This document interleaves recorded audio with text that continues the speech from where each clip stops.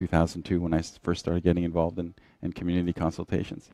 And I remember the anxiety he had and the panic because he felt like it was chaos. He said, "We're just letting everybody talk. You're just letting everybody. There's no plan. There's no." And I remember I told him, I said, "Yeah, that's." But I said, "You're gonna feel it. You're gonna feel where the room is. You're gonna feel in the beginning that everybody's confused, and we answer some comments because some people need to just say something. They're not necessarily they don't want to be answered, and the worst thing you can do is answer somebody who's not looking for answers.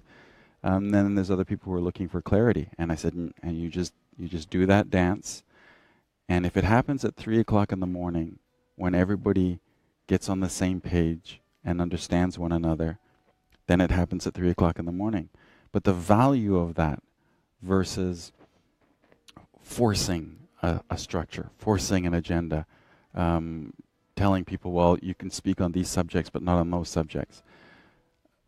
It reminded me of, I was a junior lawyer. We had organized a consultation in a community. We had said the meeting would start at 9. We arrived at 9. There was like maybe 2 people. The bulk of the people probably arrived at around 10:30. But during that time, the Grand Chief, Ted Moses, a very, very traditional leader, he was kind of going through the audience, sitting with people, talking with them, going back and forth. And meanwhile, my boss, the lawyer who was from the South, he was getting really anxious. He was like, we said we were going to leave. What's the...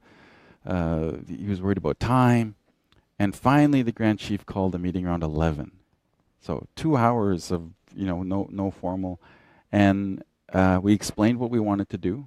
And we were proposing something quite fundamental in as far as land and how it would be owned and managed. And so after the Grand Chief spoke and I spoke and we explained what we wanted to do, he just kind of opened the floor and people spoke. And sometimes people didn't talk exactly about what we were talking about, but they said something. They shared a story, their tone, the words they chose. They were letting us know how they felt. And we knew the people well enough, and we had shared enough that at the end of the meeting, after everybody had kind of spoke and said their 2 cents, talking about the project or talking about something else, the Grand Chief said, "Okay, we have a really good decision." And the lawyer looked at me and he's like, "What decision?" He says, "You guys didn't even vote. There was no hand proposer, seconder, or anything." And we said, "No, he feels it. You can feel when everybody understands. And then it's okay to go forward." Now, to me, I've learned over time that when you take the time and you let people express themselves and you let everybody participate how they want to participate, yes, it's messy. But the result that you get at the end of the day, the decision that's made, the consensus that's reached, it is absolutely reliable. It is worth 1,000 times more than getting a yes within 45 minutes with a vote and 70% voted in favor and 30% voted in against. Because you might have gotten a yes, but you're not sure people understood. You don't even understand. So I'm shocked at how, and that's natural. That's a cultural bias. Like I said, it makes for very long meetings. But I'm shocked at how many people carry out consultations and they say, we want lots of people to participate. And the whole program is centered around them talking to the people, but no listening. Yeah. You touched upon the notion of time Mm. as constructed by communities and time in terms of government institutions or um, multinationals, and how, as someone who's been a facilitator, how do you reconcile those 2 different timelines? It's extremely difficult. If you make a minority that has been marginalized for, regularly marginalized, and then you make matters worse by rushing them and imposing an unrealistic schedule, or even you present it in terms that are foreign, you're not going to reassure anybody. You're not going to, they're not even going to listen. When nobody makes a good decision when they're scared. So you have to make the people feel comfortable.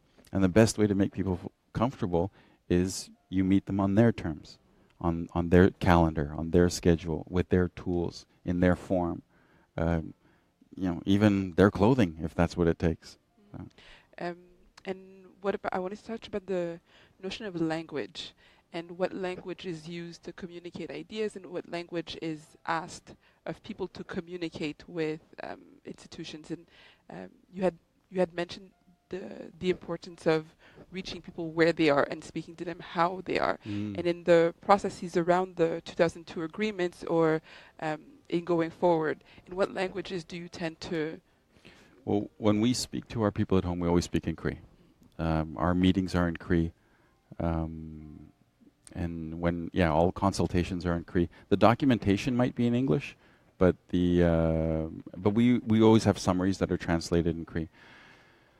But there's an inherent challenge because the Cree language, it's a very practical language. It's very minimalistic.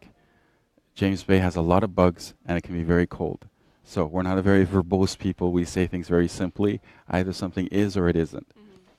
So abstraction is very difficult. So even the word average, if you try and translate it, like if you're trying to tell somebody, look, there will be an average of 4 trucks a day that pass here, so don't worry.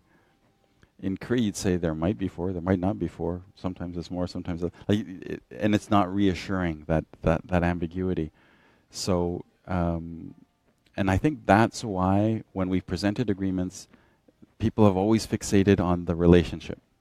Okay, you're coming here, you're telling me you're going to do something, but what relationship are we going to have?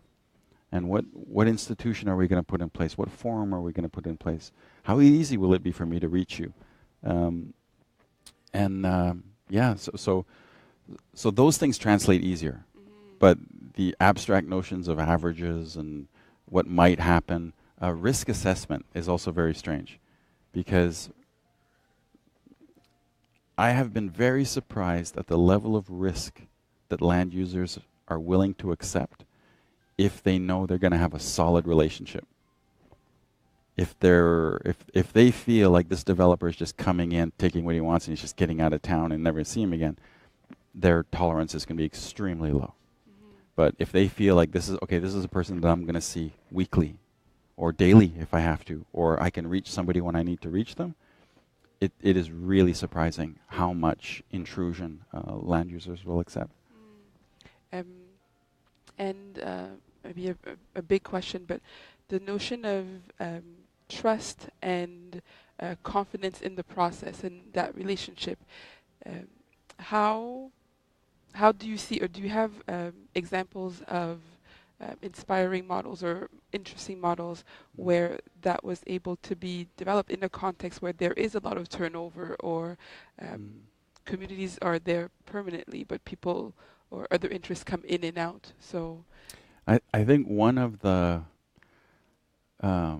we're negotiating with a mining company, and the mining company was kind of taking the position, well, why should we give you any benefit? Why should you participate in any way in this project? It's like, it's our shareholders who are putting up all the money. What are you putting up? And what I explained to the promoter, I said, when you go around the world, what are you looking for? Like if you're in Africa or South America, I said, what's the most valuable thing to you as a mining company? And they said stability. And I said, well, that's what we represent. I said, because they know John Paul Murdoch, because he was born and raised there and he'll always be there, because they know Matthew Kuncombe as the Grand Chief, because they know Chief Rodney Mark, and because these leaders and the institutions that they represent are going to stand with you, that's it. You are now associated with stability. I said, you want stability, so does the community. I said, and there's the value that we're bringing to the table. We're going to give you a stable environment by associating with you, but you have to treat us accordingly.